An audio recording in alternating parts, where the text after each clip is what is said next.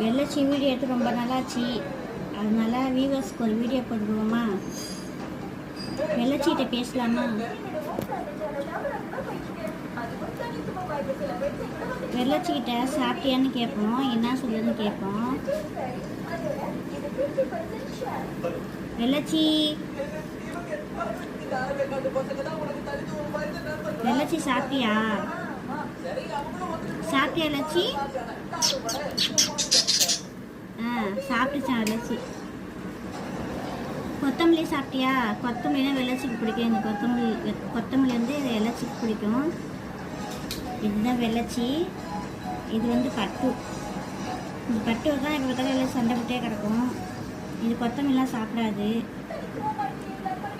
வெள்ளச்சி திரும்பி கேட்போம், கொத்தமல்லி சாப்பிட்டியான்னு.